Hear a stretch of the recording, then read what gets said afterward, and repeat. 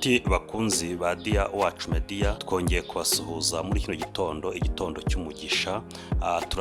Turabasabira umugisha ukomoka ku Imana ibahereza umugisha. Mwebwe mwese mukurikiranye Dia Wacu Media, muri kino gitondo tuje kubagezaho amakuru atandukanye yaraye avugwa hano ku isi, aho turi buzenguruke mu bihugu bitandukanye. Turabagezaho inkuru y'uko Ukraine yamajije gufata umwanzuro wo kwinjira mu biganiro n'Uburusiya kubera yuko intambara ibona ko nta herezo. Nanone kandi turagaruka tunyarukire mu gihugu cya Uganda, aho Uganda yamajije kohereza icyogajuru mu isanzure, icyogajuru kizayifasha gukora ibintu byinshi bitandukanye ndetse no kugenzura imipaka yabo. Kandi nanone turagaruka mu gihugu cy'u Rwanda, aho umubano ukomeje kuba mwiza cyane hagati y'u Burundi nyuma y'igihe kirekire cyari gishize umubano w'u Rwanda n'u Burundi warabayemo agatotsi. Ubu ngubu imipaka yarafunguwe, kandi nanone abaguverineri b'impande zombi ari ku ruhande rw'u Rwanda ndetse no ku ruhande rw'u Burundi bamajije kwemeranywa ko bagiye gufungura n'indi mipaka yose n'ibyambu bihuza u Rwanda n'u Burundi. Turasoreza muri Kongo, aho umutwe wa M23 ukomeje kugabwaho ibitero bitandukanye, ariko umuvugizi wa M23 mu bya gisirikare Major Wiringoma yamajije gutangaza ko batazigera batsindwa cyangwa ngo basubire inyuma, kubera yuko barwanira ukuri kandi bizeye yuko Imana iri ku ruhande rwabo. Bayavuze ko nta kibombe gishobora kurasa ukuri. Muri cyane amakuru ku buryo burambuye, muri kumwe na Dia Eugene, buhanga bw'ibyuma dufashijwemo na Nzeyimana Christian. Nk'uko maje kubabwira mu ngingo z'amakuru, Perezida Zelensky avuze ko Ukraine ishobora kuganira n'Uburusiya. Perezida wa Ukraine Vladimir Zelensky yavuze ko igihugu kiwe gishobora kuganira n'Uburusiya. Yabivuze mbere yuko ashyikiriza ijambo abakuru b'ibihugu ku isi mu nama mpuzamahanga y'imihindagurikire y'igihe kuri uyu wa kabiri. Perezida Zelensky yavuze ko yiteguye kuganira mu gihe ariko imbibi za Ukraine zasubizwa uko zari mbere, kandi mu gihe abagizweho ingaruka n'ibitero by'Uburusiya bahawe ingurane n'abakoze amabi bakabihanirwa. Ibi Perezida Zelensky yavuze nyuma kandi yaho ikinyamakuru cyandikirwa muri Leta Zunze Ubumwe za Amerika Washington Post cyavuze ko Amerika yifuza ko Ukraine yerekana ubushake mu biganiro by'amahoro. Ku bw'icyo kinyamakuru, Amerika ivuga ko uko kwerekana ubushake bizatuma amahanga arushaho gushyigikira Ukraine. Umukuru w'akanama ka Ukraine ushinzwe umutekano mu gihugu hagati, Oleksiy Danilov, yavuze ko ikintu nyamukuru Ukraine isaba ari ugusubizwa ubutaka bwayo bwose. Ambasaderi wa Amerika muri ONU Linda Thomas-Greenfield yavuze ko Amerika izakomeza gushyigikira Ukraine. Hari mu kiganiro yagiranye na Perezida wa Ukraine n'abandi bategetsi bo hejuru mu murwa mukuru wa Kiev kuri uyu wa kabiri. Turamenyesha yuko intambara ikomeje hagati ya Ukraine n'Uburusiya. Ubu ngubu Uburusiya bukomeje kumena ibisasu byinshi mu murwa mukuru wa Ukraine, Kiev. Ubu tuvugana mu gihe Kiev yinjiye mu gihe cy'imbeho, nta mazi nta muriro biri kuboneka muri uwo mujyi. Ni umujyi uri mu icuraburindi rikomeye. Rero Perezida Zelensky yamaje gutangariza abayobozi b'ibihugu yuko yiteguye ibiganiro, ariko yamaje gushyiraho umurongo ntarengwa cyangwa ibyo yifuza ko baganira n'Uburusiya n'icyo asaba Uburusiya. Yabasabye ko bagomba gusubiza Ukraine imbibi zayo zose, kandi nanone bagaha ingurane abagizweho ingaruka n'ibitero by'Uburusiya, ndetse abakoze ibyaha by'intambara ku ruhande rw'Uburusiya bakaba bashyikirizwa ubutabera.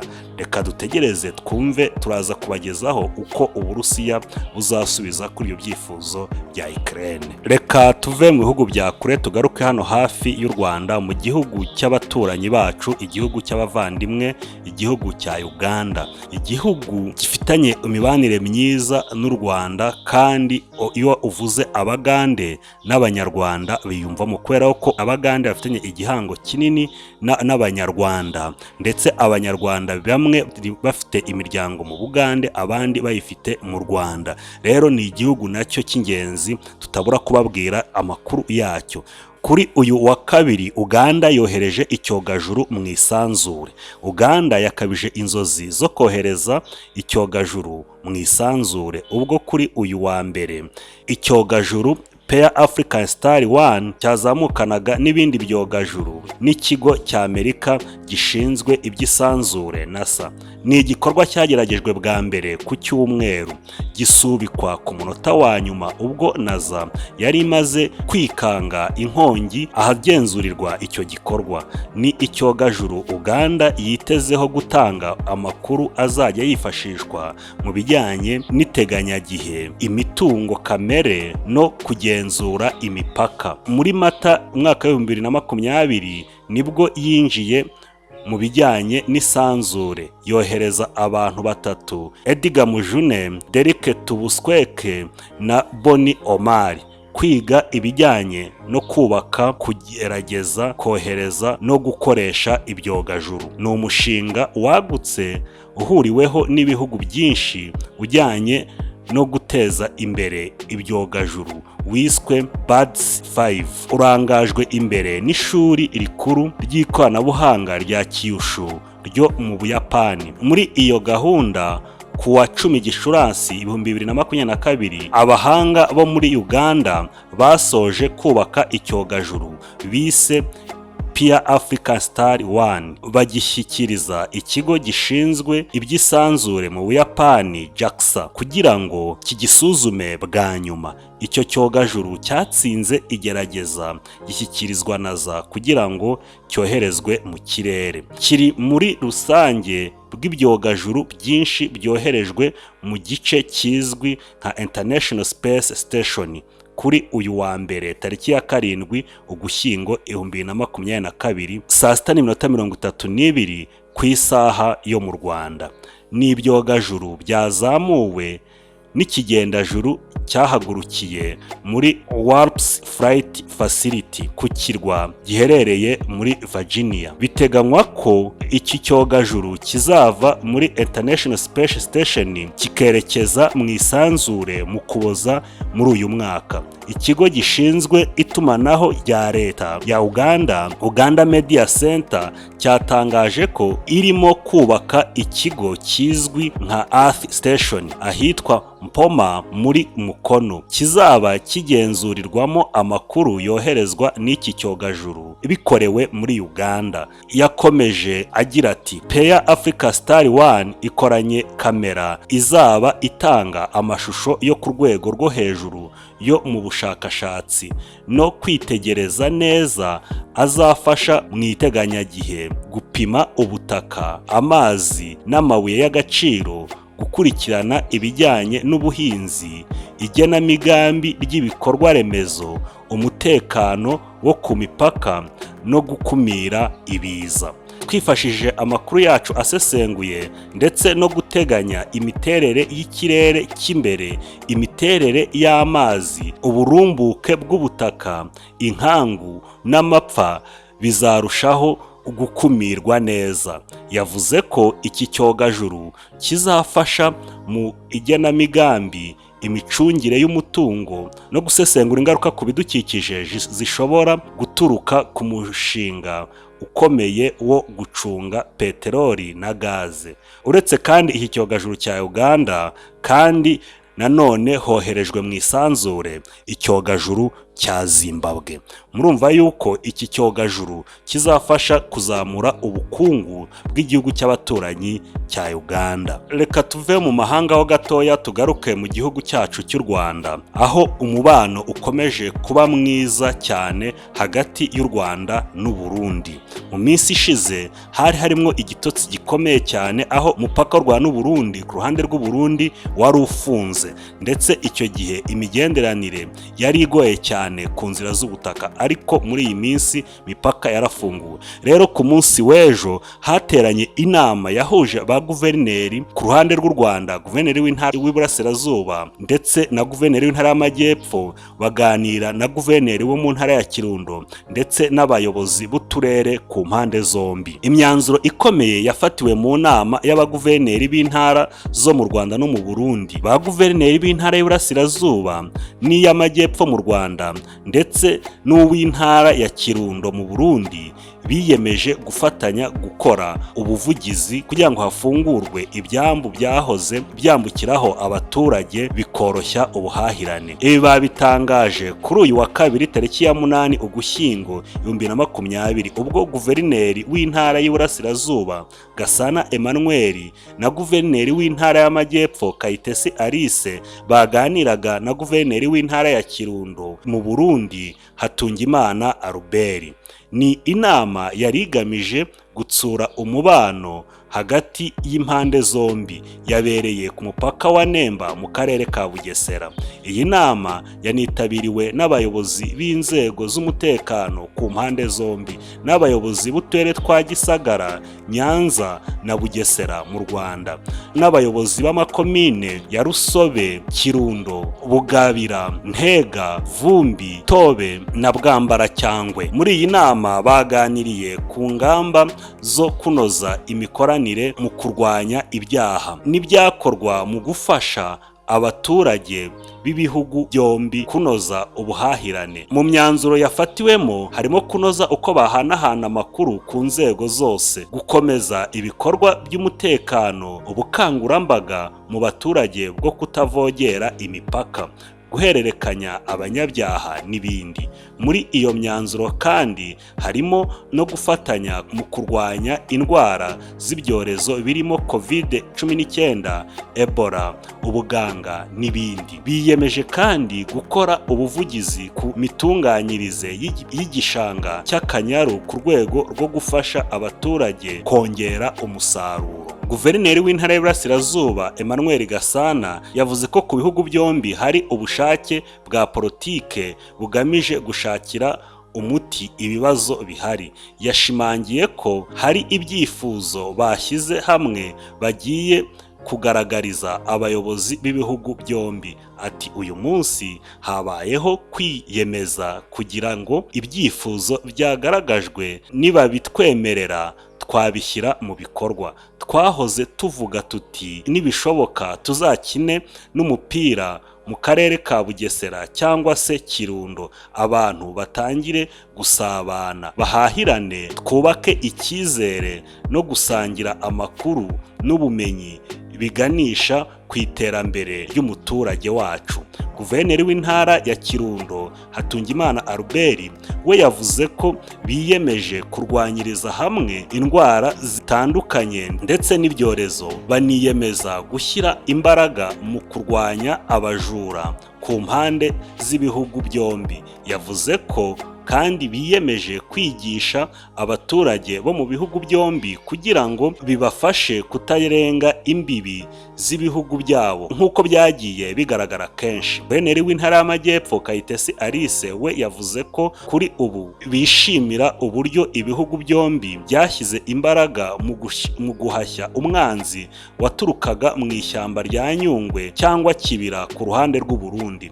Yavuze ko ibihugu byombi byiyemeje gukomeza gukorana mu guhanahana amakuru yatuma umutekano urushaho kugenda neza. Abayobozi biyemeje ko nibura bazajya babonana buri gihembwe cyangwa n'igihe bibaye ngombwa kugira ngo banoze ibitagenda neza, umubano urusheho gukomeza kuba mwiza. Uburundi buheruka gufungura imipaka ibuhuza n'u Rwanda, aho ubu abaturage basigaye bambuka neza mu mahoro, mu gihe hari hashize igihe kinini u Rwanda rwo rufunguye imipaka yarwo. Kuri ubu ngubu umubano hagati y'u Rwanda n'u Burundi ni nyabagendwa. Abanyarwanda barajya i Burundi nta kibazo, ndetse n'abarundi baraza mu Rwanda nta kibazo, kubera yuko imipaka ifunguye. Ariko muri kumva yuko abaguverineri bifuje yuko uretse imipaka yari isanzwe izwi inafunguye, ko n'ibyambu abaturage bajyaga bacamwo bambuka bagana i Burundi nabyo byafungurwa, ku buryo imihahirane y'abarundi n'abanyarwanda yakongera ikaba myiza. Nshuti bakunzi ba Dia Wacu Media, reka dukomereze amakuru yacu mu burasirazuba bwa Repubulika Iharanira Demokarasi ya Kongo. Mu burasirazuba bwa Repubulika Iharanira Demokarasi ya Kongo turamenyesha yuko imirwano ikomeje kuba hagati ya FARDC ndetse n'umutwe wa M23.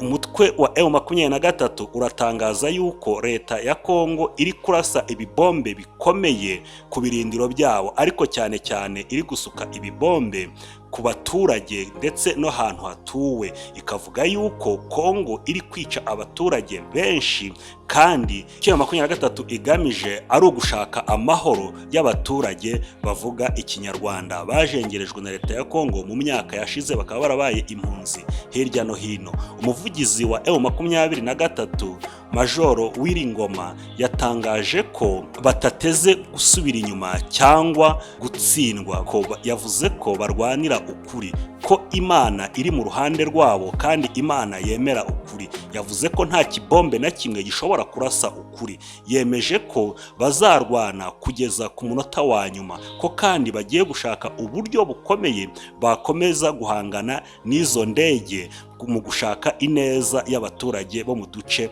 bigaruriye. Mu by'ukuri nk'uko amakuru agera kuri Dia Wacu abivuga, tugiye kubagezaho ikiganiro kirambuye Majoro Wiringoma yagize mu rurimi rw'igifaransa agaragaza ibiri kubera muri kariya gace. Bakunzi ba Dia Wacu Media, mbere yuko tubasigiramwo iki kiganiro cya Majoro Wiringoma, twamenyeshaga yuko tubukomeze kubagezaho amakuru atandukanye kandi amakuru agezweho hano kuri Dia Wacu Media. Turabagezaho ibivugwa hirya no hino mu mahanga n'ahandi. Nta handi wakura amakuru yizewe uretse hano kuri Dia Wacu Media. Mwari kumwe natwe, turabakunda. Ku buhanga bw'ibyuma Nzeyimana Christian yadufatiyemo. Nous sommes des militaires bien formés. Nous allons nous défendre. Eh bien, c'est ça. Et nous allons de surcroît aussi défendre la population qui sont sous nos contrôles. Mais c'est pas quelque chose d'extraordinaire comme les gens pensent. Hein. Les avions sont là. Nous sommes des militaires. Nous allons défendre contre toutes choses, messieurs. Eh bien, ceux qui disent que nous ne pouvons pas avoir peur des avions. Eh bien, non, les avions, non, nous sommes des militaires. Nous sommes capables de nous défendre, nous allons nous défendre en tout et pour tout. Comme vous le savez, les avions que les FARDC utilisent pour vous bombarder sont d'origine russe, ce qui montre que la Russie est en train de démilitairement la République démocratique du Congo. Est-ce que ce soutien ne fait pas peur le M23? Monsieur, ça ne nous fait pas peur, nous sommes des militaires. Est-ce que nous, les militaires, nous allons avoir peur? Peur de quoi?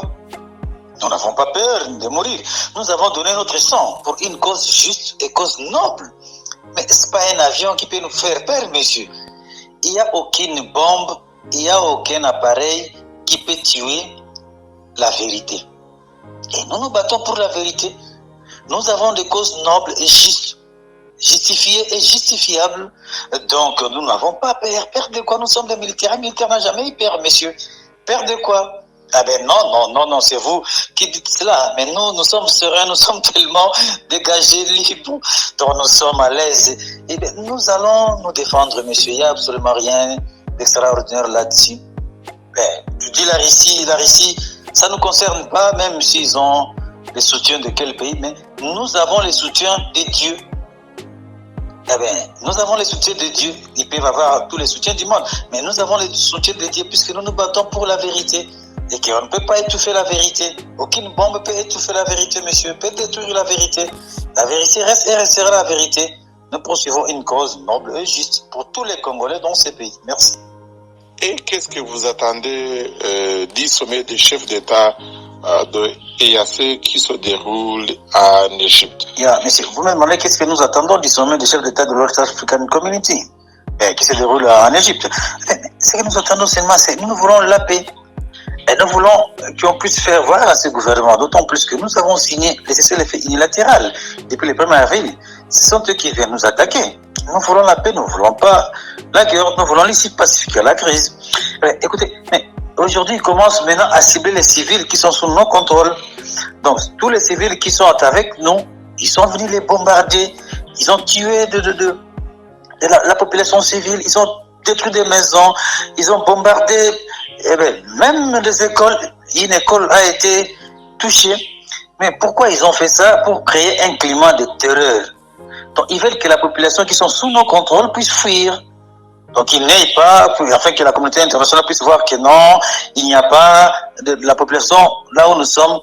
Ils ont aussi l'idée de nous exterminer. C'est le verbe qu'ils utilisent. Exterminer, effacer. Donc, qu'on ne parle même pas d'un M23. C'est ça qu'ils veulent. Mais nous sommes là, nous voulons qu'on fasse comprendre à ce gouvernement que nous sommes pour la paix, nous sommes pour le dialogue. Mais s'ils veulent la guerre, nous allons nous défendre. Et de sur quoi nous allons défendre la population qui sont sous nos contrôles, messieurs? Je pense que vous avez vu que Général Muhoozi Kainerugaba, l'office du président Yoweri Kaguta Museveni, a clarifié que le M23 n'est pas un mouvement terroriste et que personne ne devrait le combattre. Que dites-vous de ces commentaires? Oui, monsieur, c'est vrai ce que tu as dit. Nous avons suivi ce que le général Afande Muhoozi Kainerugaba a dit. C'est que, tu connais, le général, il connaît notre discipline. Non? Nous étions accueillis en Ouganda lorsque nous avons quitté le Congo le 5 novembre 2013. Nous sommes allés à KCC. Le KCC, on nous a amenés dans un camp militaire qu'on appelle Biyonga Training School, qui se trouve dans le district d'Ibanda, à cheval avec le district de Kiurura, qui est le district respectivement du président Yoweri Kaguta Museveni. Mais tout le monde connaît notre discipline. Le général connaît bien. Nous étions en bon thème avec la population, on travaillait. Nous avons fait 4 ans. Mais à une année seulement, même le développement était visible. Qu'est-ce qu'on faisait? Qu'est-ce qu'on donnait? Puisque nous avons des maçons au sein du M23 qui construisaient des maisons pour les civils. Et nous avons des professeurs, des enseignants qui enseignaient. On avait des motards et tout le monde avait des médecins, des infirmiers qui soignaient les malades. On avait des gens qui travaillaient même dans des salons de coiffure. On avait toutes choses, même sur le plan agricole, on avait des vétérinaires qui aidaient les éleveurs. Donc, même d'après, il faut demander dans ces districts. Même il y avait les développements intenses à cause des éléments du M23. Mais il connaît notre discipline. Il connaît notre façon de faire. Il connaît parfaitement bien. Il nous connaît parfaitement bien. Mais sur Bissa, il a raison aussi de le dire. Mais c'est une vérité. Parce que dans notre pays, on ne veut pas une catégorie de peuple puisse exister. Là, on ne peut pas en discuter. On ne peut pas les refuser, les réfuter, monsieur. On n'a même pas le droit de respecter là-dessus. Regardez ce qui se passe à Minembwe. Comment est-ce qu'on massacre, on tue, on détruit des maisons, on incendie des villages des Banyamulenge. Allez voir ce qui se passe en Ituri. On massacre, on tue les Hémas. Mais il faut voir au Nord Kivu. On arrête les gens partout à Kinshasa. Il faut voir seulement à cause de votre faciès. Si tu as un Lonnais, on te tue, ou bien tu pars, on t'incendie, on mange même ta chair humaine. Mais c'est une vérité qui se passe au Congo. On veut qu'une catégorie de la population puisse... Donc, ils pensent que... ils disent qu'ils ne sont pas des Congolais, selon eux. Mais nous avons une lutte noble, nous, au sein du M23. Nous luttons pour tous les Congolais, y compris les rwandophones, qui sont des Congolais qui ont droit à la vie. Ils doivent exister comme tout peuple. Ils ont droit, ce sont des Congolais à part entière. Il n'y a pas un Congolais spécial à l'autre. Ce sont des Congolais, ils doivent vivre dans ces pays et que les réfugiés puissent se retourner aussi dans leur pays. Eh bien, c'est ce que nous voulons, messieurs. Quel est le message alors que vous pouvez donner aux Congolais en général, mais particulièrement ceux qui sont dans les zones que vous contrôlez? Mais ce que nous disons à tous les Congolais, de comprendre, nous ne battons pas contre la République. Nous battons contre les mauvais systèmes que ces gens, les politiciens ont érigé, qui a engendré, qui est manifesté par une mauvaise gouvernance et qui a engendré tous les maux, toutes les souffrances de la population que nous connaissons aujourd'hui à cause de ce leadership vraiment malhonnête. Mais la population doit comprendre ça. Bon, particulièrement à la population, à ceux qui sont dans les zones que nous contrôlons, d'être calme, de ne pas céder à la peur ni à la panique. Nous sommes là pour eux, nous allons les défendre. Et nous allons les défendre promptement et valablement et professionnellement. Qu'il n'y ait pas peur, il n'y a rien. Donc on fait ça pour les faire peur.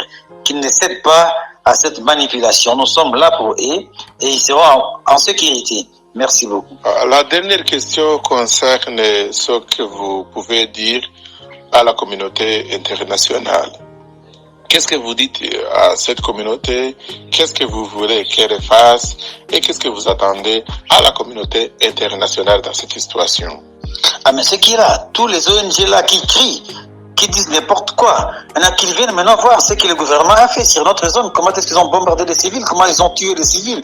Comment ils ont saccagé des maisons des civils? Qui viennent voir. Nous sommes, la porte est tellement ouverte, hein, qui viennent voir ce qu'ils ont fait comme dégâts.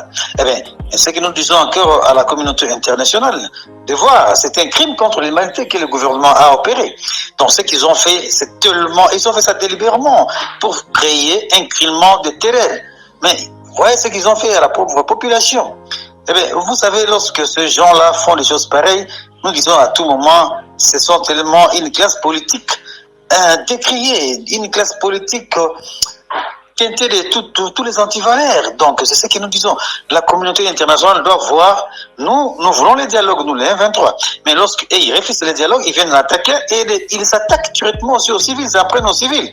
Ben, c'est une chose que tout le monde doit réfléchir, puisqu'ils ont seulement une seule idéologie, ouais, depuis qu'ils sont ensemble avec le FDLR. Comme on dit en français, ceux qui sont ensemble se ressemblent.